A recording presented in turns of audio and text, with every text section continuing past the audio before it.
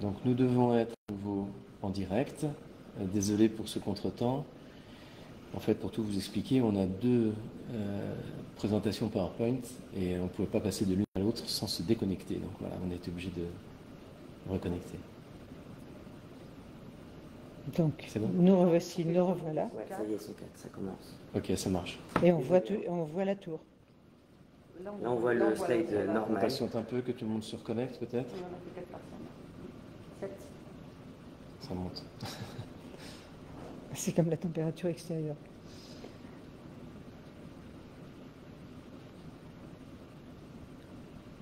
Bon, après, on t'entendait, Christiane, c'est juste qu'on voyait pas. Oui, bien sûr. Ouais. Non, mais on va recommencer. C'est bon. Donc, voilà, bon, on peut reprendre. Vas-y, Christiane, on commence. Alors, par la tour. eh bien, on a dit qu'on commençait par la tour, donc vous allez me réentendre. Je vais essayer de vous le dire rapidement. Donc, comme vous l'avez constaté, on a nettoyé le sol de la tour et on a aplani le terrain. Maintenant, nous devons consolider les pierres des murs afin de sécuriser les lieux, de façon à pouvoir aménager le sol pour y mettre du mobilier urbain, afin d'avoir un lieu de farniente, d'exposition, de concert, etc., etc. Et pour patienter et mûrir notre destination finale. Donc, la deuxième étape n'est pas encore mûre. On peut imaginer, et on a imaginé, un petit musée, un gymnase, des salles de réunion ou d'exposition. À vous d'en rajouter une couche. Et la question que nous nous posons également, et que nous vous posons, c'est: y a-t-il un intérêt à demander le classement de cette tour en tant que monument historique? Nous passons ensuite à la maison Blottière, qu'on souhaitait aussi vous présenter, une maison du 19e siècle, que la commune a achetée en 2019, dans le but de l'utiliser avec son terrain dans le projet du regroupement scolaire. Sa façade étant typique de la construction des alentours, nous souhaitions garder et réhabiliter cette maison. Pour ce qui concerne le presbytère dont nous avons parlé tout à l'heure, une étude est en cours pour éventuellement l'utiliser dans un projet de regroupement scolaire. Il y a 2 fois 30 mètres carrés au rez-de-chaussée.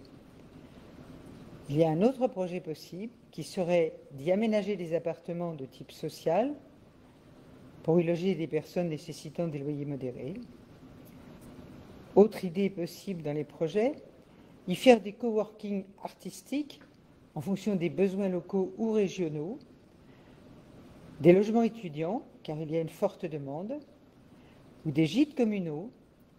À titre d'exemple, une auberge est en gîte communal à Choiseul, à partir d'un bâtiment assez ressemblant. Le devis est fait actuellement pour 3 appartements à la hauteur de 385 000 € TTC, sans le chauffage et non compris les accès. Le parking envisageable étant en face de ceux des instituteurs.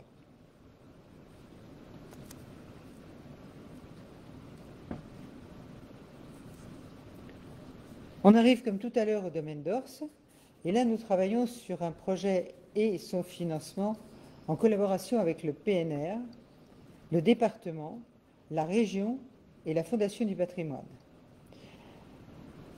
Au rez-de-chaussée de cette maison, qui s'appelle toujours la maison des Sœurs pour l'instant, mais qui deviendrait éventuellement la maison de la réserve,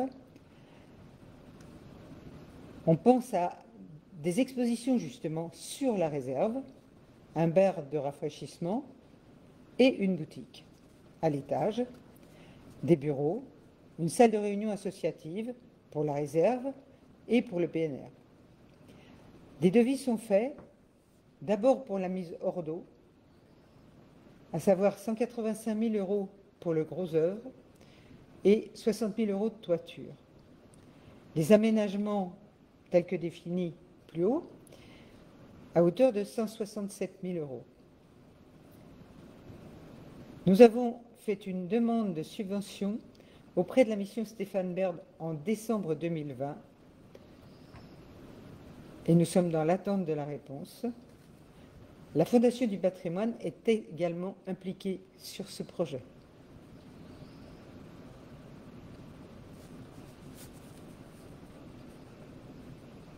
L'orangerie SSR, de l'ancienne orangerie qui était en pierre, subsistent les murets de soubassement, les murs latéraux, les piliers et les arceaux. Nous souhaitons en faire un lieu de rencontre, de repos pour les promeneurs et les visiteurs de la réserve. Un chantier jeune est organisé pour juillet avec le PNR pour défricher autour de l'orangerie, nettoyer les murets et les serres. La proposition que nous avons faite au PNR est de conserver les arches, supprimer les panneaux de contreplaqué entre les arches, étudier une toiture légère sans avoir à refaire la charpente. Nous avons rencontré d'ailleurs l'architecte des Bâtiments de France qui a donné son accord sur une toiture légère comme ça. Donc nous avons deux devis, un avec du bac acier à 8 000 €, qui serait utile uniquement pour mettre hors d'eau le bâtiment, on dira. Et l'autre devis est de 23 400 €, qui consiste à réutiliser les tuiles plates qui avaient été enlevées des communs lorsqu'on a refait tout le toit des communs. Et avec une reprise de charpente dans ce cas-là, puisque avec les tuiles, c'est beaucoup plus lourd et donc il faut reprendre la charpente. Je rappelle qu'à cet endroit-là, il y a une vue magnifique sur la vallée. Et c'est un lieu vraiment très joli.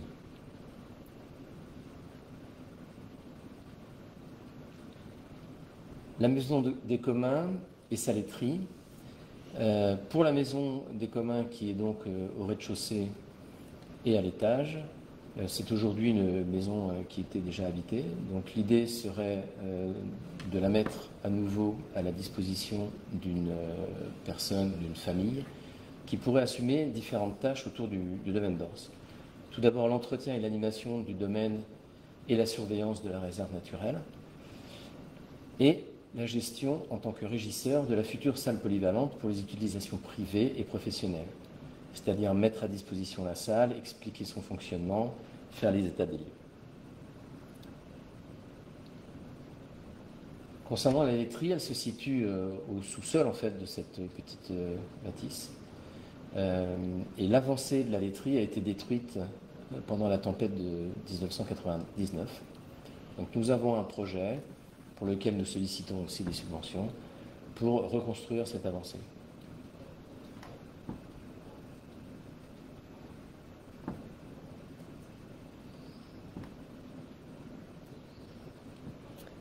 Le pont-galerie dont nous avons parlé tout à l'heure. Non, d'ailleurs, on va parler plutôt de la façade des communs, parce que comme nous étions sur les communs, c'est plus logique. Et sur ces façades, il y avait des bas-reliefs, et il en reste quelques-uns.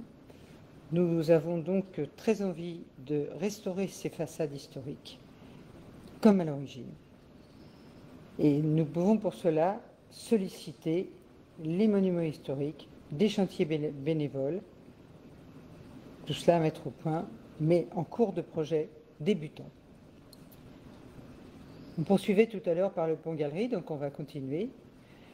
Malheureusement, la voûte du pont est endommagée et il a été constaté des chutes de pierre. Ce pont a été remis en état à la suite de la tempête de 1999 qui l'avait grandement endommagé, et une intervention est nécessaire dessus. C'est également un projet en cours.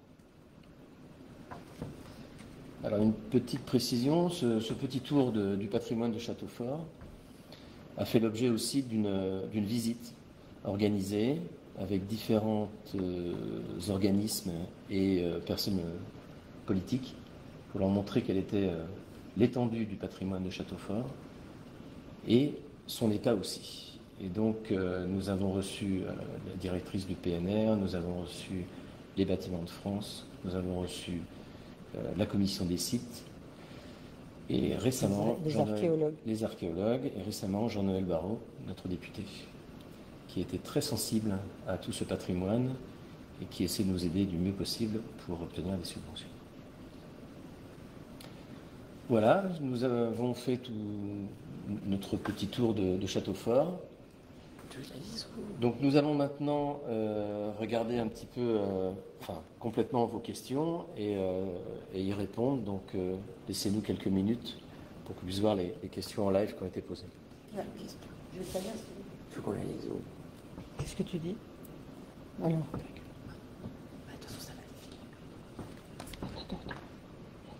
Alors nous avons une question sur la façade de l'orangerie. Sera-t-elle semblable à celle qu'elle était avant que les pierres ne soient enlevées? Alors non, comme j'expliquais, on gardera une façade, le projet est de garder la façade en bois telle qu'elle avait été faite par les jeunes Castelfortins pour leur spectacle du bicentenaire de la Révolution française. On n'aura jamais de budget pour remettre au niveau historique ce bâtiment. Voilà, donc on pense l'embellir, on va dire, mais en gardant cette structure en bois.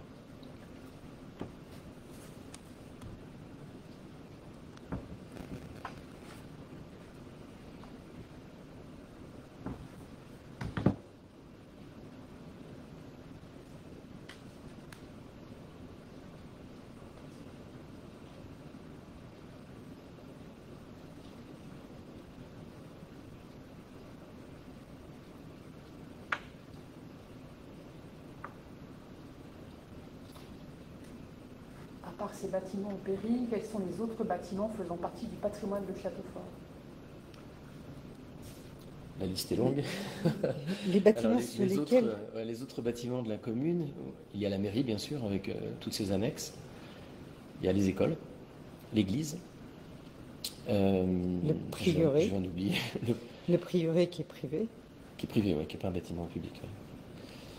Qui appartiennent à la commune. Alors ensuite, qui appartiennent à la commune? Oui, c'est ça la question. Faisant partie du patrimoine. Du patrimoine, ouais. Il y a les réservoirs qui sont derrière le cimetière. Ouais. Le réservoir d'ailleurs. En bas, je crois qu'on a fait le tour. Les écoles? Oui, les écoles, je les ai citées. Ouais. Mais en particulier l'école primaire, parce que l'école primaire, elle est comme la maison Blottière, en rocaillé. Et... Ouais. Il y a la maison Saint-Christophe aussi. Il y a la maison qui abrite la coiffeuse, qui est propriétaire aussi. Enfin, la commune en est propriétaire. Je ne sais pas si j'en oublie là. Pour une petite commune de notre dimension, c'est déjà beaucoup de bâtiments. On a le clubhouse, le tennis. Le foyer. Oui, la salle polyvalente, bien sûr. Ouais. Voilà, je crois qu'on a fait le tour de mémoire. Donc s'il faut, on refera. Oui, parce qu'on a. On pourrait faire une... On a une. En plus, on a une liste. Ouais. Mais sur lesquels il n'y a pas de projet particulier, soit parce que les bâtiments sont en état, Ouais. soit parce qu'ils sont privés. Donc là, on a travaillé essentiellement sur les bâtiments qui ont besoin d'être restaurés. Alors, on peut peut-être dire un mot sur la maison Saint-Christophe, puisque nous avons un projet en ce moment qui va bientôt voir le jour pour l'isoler, grâce aux subventions qu'on a pu glaner à droite à gauche. C'était grâce au plan de relance au départ qu'on a pu solliciter quelques subventions. Donc on va refaire l'isolation en bas qui abrite aujourd'hui l'épi. Donc la véranda va être isolée et les murs. Et puis on va isoler la toiture qui aujourd'hui ne l'est pas. C'est-à-dire tout le grenier en fait, de manière à ce que toute la maison Saint-Christophe soit au sec, on va dire, et surtout plus chaude, de manière à plus s'en servir encore pour les associations qui stockent pas mal de choses et qui s'en servent. Ah oui, il y a aussi les bâtiments qui abritent la PEMAC et le centre de loisirs, qui sont la propriété de la commune aussi, bien sûr, l'ancienne poste.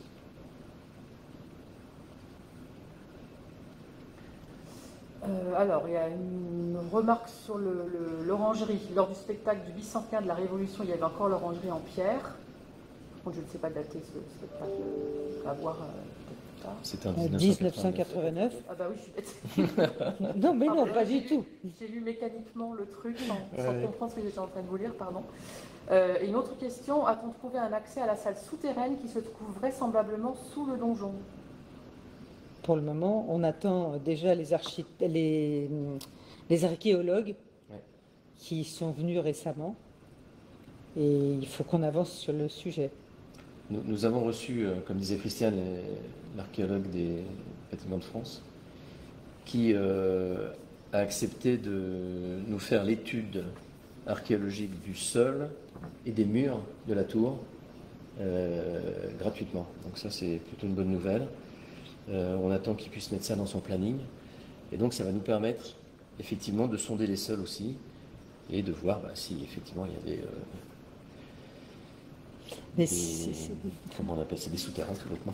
mais des souterrains, il y en a quand même Il y en a un peu partout en haut de Château-Fort. Oui. Mais en revanche, la personne qui pose la question à propos d'une salle qui serait sous la tour, si elle a des informations complémentaires sur le sujet, je pense que nous serons ravis de partager les informations, voire même de les communiquer aux archéologues. C'est Pascal Bouchon. Donc, s'il dit ça, peut-être est-ce qu'il sait des choses. Et je crois que j'enfonce une porte ouverte.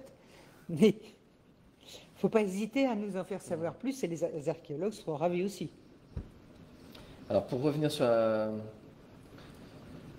l'orangerie, pour moi, elle avait été consolidée en bois, comme aujourd'hui, justement, pour le bicentenaire. Alors, Philippe Neveu pourrait peut-être nous, s'il est en ligne, il pourrait nous le confirmer. J'ai participé au bicentenaire, mais tu ne te souviens pas si c'était en bois? Non. Je pense qu'elle a été refaite en bois à ce moment-là. Mais... Il faut qu'on retrouve les photos et les films qui ont été faits lors du bicentenaire. Et dans la commune, il doit y avoir quand même un certain nombre de personnes qui ont... Et Philippe Neveu doit avoir, Richard... Enfin, plusieurs personnes doivent avoir des documents qui peuvent nous aider sur ce sujet. Mais curieusement, je ne sais pas vraiment. Alors, en attendant vos questions suivantes, vous pouvez imaginer la difficulté de trouver des subventions. Donc, on court un petit peu partout. On vous a parlé de la mission Stéphane Bern pour la Maison des Sœurs, qu'on espère devenir la Maison de la Réserve. Il y a d'autres subventions, comme le bonus patrimoine, par exemple, qui est donné par la région, dont on devrait se servir pour l'école, certainement, pour le projet école. Il y a ensuite des appels aux dons, en fait, qui sont des souscriptions publiques, où chacun peut donner ce qu'il veut, s'il souhaite sauver un bâtiment. Donc on va aussi faire appel au public pour une bonne partie de nos bâtiments aussi. Nous sommes en relation avec la Fondation du patrimoine et le Parc naturel régional pour qu'ils nous conseillent sur toute cette chasse aux subventions, je dirais.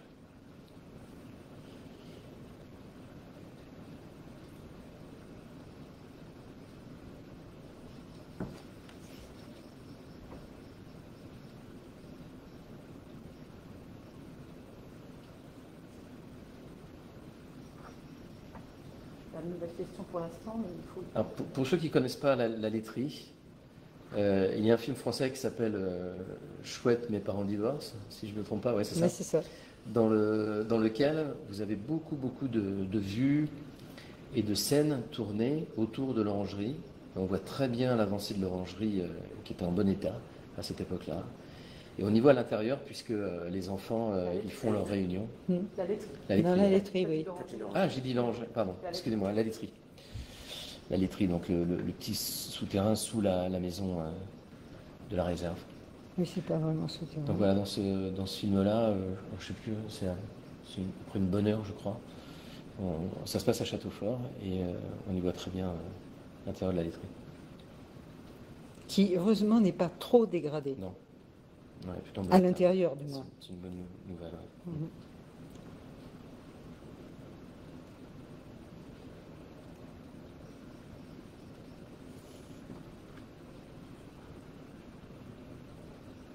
Pour l'instant, je n'ai pas de nouvelles questions. Bon, la plupart d'entre vous doivent savoir aussi qu'on construit notre salle polyvalente à l'arrière des communs d'Ors. Ça nous a permis de réhabiliter plus de 100 mètres carrés, je dirais 125 mètres carrés, des anciens communs d'Ors. Et sans ce projet, on n'aurait certainement pas pu avoir les moyens, en fait, de réhabiliter ce domaine.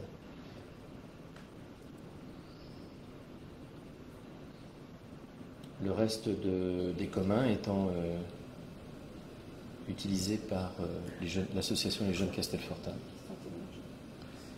Et ça abrite notamment leur atelier bois, qui est assez impressionnant. On n'a pas parlé des murs. On peut, à partir du moment où on parle des communs, on peut aussi dire que les murs des communs ont un caractère extérieur, ont un caractère particulier en ce qui concerne le revêtement, qui est d'une couleur très particulière, avec aussi des fausses colonnes en briques. On sait également d'ailleurs qu'il y avait également une avancée sur le bâtiment des communs, sur le bâtiment gauche. Une avancée, mais pas du tout comme celle de la laiterie, qui elle était vraiment dure. Une avancée qui semblait être plutôt en bois, genre véranda. Et on la voit sur des photos, je crois également, sur le film dont Lionel parlait tout à l'heure. Et on aimerait bien refaire, si ce n'est du moins cette partie-là, refaire les crépis à l'identique de ce qu'ils étaient sur l'ensemble des communs. Alors, il y a une question qui tout à l'heure était affichée bizarrement, donc du coup là je la vois en complète. J'ai peut-être loupé l'info, mais qu'est-il prévu au presbytère? Alors je pense que tu as évoqué tout à l'heure. Oui, on a le petit... Ah, c'est oui, parce d'accord. que c'est là. Il y a Voilà, eu un petit... D'accord, désolé pour le petit problème technique. Oui. Donc, Vas-y, Christiane. pardon. Au presbytère, on a plusieurs possibilités. Le presbytère, c'est pas un gros bâtiment, mais il n'est pas beaucoup plus petit non plus que la maison Blottière. C'est un petit peu le même registre. Et on est donc sur plusieurs études, soit de faire un projet de regroupement scolaire, soit d'y loger en appartement, faire des appartements sociaux, et également on pourrait faire de l'ensemble du bâtiment du coworking artistique selon les besoins locaux et régionaux, parce que, entre autres, la PNR nous a dit plusieurs fois que beaucoup d'artistes dans la région cherchaient des ateliers, puis des endroits pour exposer, même petitement. Il y a aussi un gros besoin au logement étudiant. On peut également en faire un gîte ou des gîtes communaux. Et à titre d'exemple, nous avons une ancienne auberge qui était abîmée sur Choiseul. Et la commune de Choiseul a réussi à en faire un gîte communal qui, au demeurant, fonctionne plutôt bien, hormis dans la période Covid, bien entendu. Ce qu'on a dit tout à l'heure, c'est ce qu'on avait comme budget, enfin pas du tout comme budget d'ailleurs, mais comme devis, c'est 385 000 € TTC, non compris le chauffage et les accès. Donc, quelle que soit un peu la tournure des choses, on commence quand même par 385 000 €. Et quant au parking, il serait envisagé en face de ceux qui sont utilisés actuellement par les instituteurs. Alors, pour vous décrire un peu l'intérieur de ce bâtiment, il y a 3 niveaux.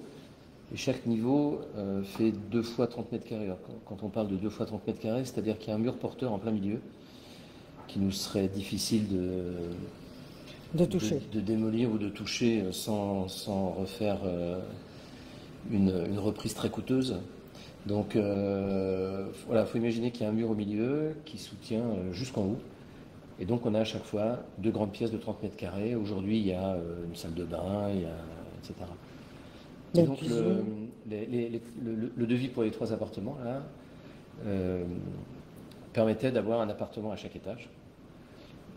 Avec salle de bain, cuisine, avec tout l'équipement, la plomberie, etc. Voilà. Aujourd'hui, on sait que la toiture à la partie arrière est en bon état, la charpente est en bon état, il n'y a que des lithos à changer. Sur la partie avant, qui est en petite tuile de région, là effectivement il faut trier éventuellement les tuiles qui y sont pour voir s'il y en a encore des bonnes. Et là, il faudra refaire la couverture elle-même, dans tous les cas. Et le gros problème qu'on a sur ce bâtiment, c'est qu'il s'affaisse du côté gauche par rapport à la photo que vous avez vue. Donc on est en train de lancer quelques études pour comprendre pourquoi il s'affaisse. Ça peut être parce qu'une dalle a été coulée au dernier étage, qui est très très lourde, et ça a peut-être forcé sur les murs pignons.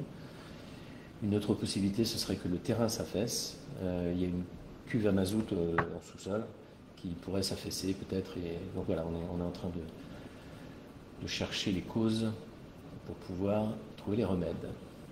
Il a été mis des témoins depuis quelques mois et qui doivent rester en place pour qu'on puisse vérifier la taille de l'ouverture d'une fente. Et il faut qu'elle reste pendant une année pour être sûr de l'ampleur du dégât.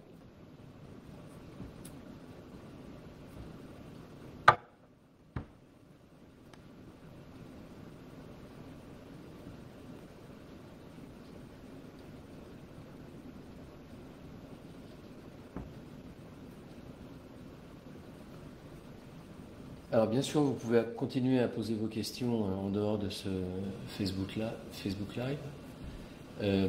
Il sera disponible en rediffusion, hein, c'est ça? Oui, là, de toute façon, il l'est par défaut, mais il faut qu'on le reconstitue, je pense, avec Aline. D'accord. Et Pascal, donc Michel nous dit qu'elle a envoyé une photo des spectacles de 1989 où on voit l'orangerie en pierre. Ah ouais.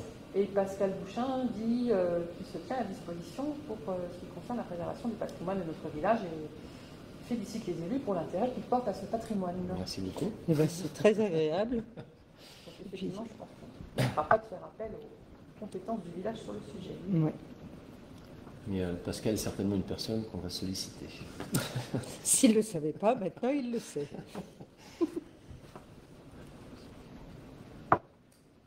Donc oui, ce que je disais, c'est que vous pourrez continuer à poser vos questions, soit sur les différents réseaux sociaux de la commune, soit par email auprès de vos élus.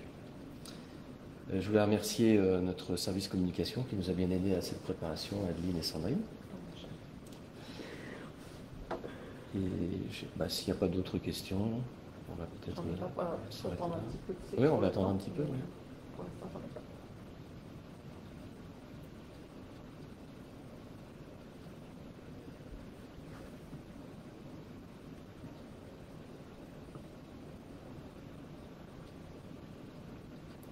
J'en profite pour faire un petit appel pour tous ceux qui connaissent très bien l'histoire de notre village et de ces bâtiments-là. Nous sommes bien sûr tout à fait ouverts à recevoir tous les documents que vous pouvez partager avec nous.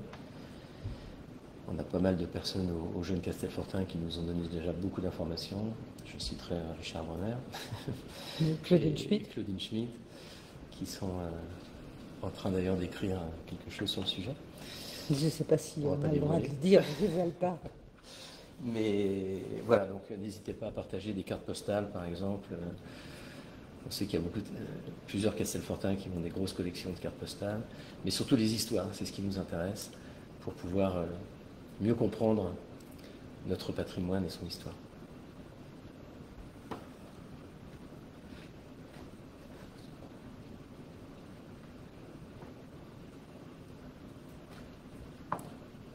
Bon, ben, il nous reste à vous remercier pour votre attention. Et puis, voilà, on voudrait faire ce genre de Facebook Live sur d'autres sujets, un autre sur le patrimoine lorsqu'on aura avancé, ou qu'on aura plus de propositions de la part des Castelfortins ou des élus. Donc, dès qu'il y a un peu plus de nouveau, on vous informera. Merci beaucoup et bonne fin de soirée. Merci à tous.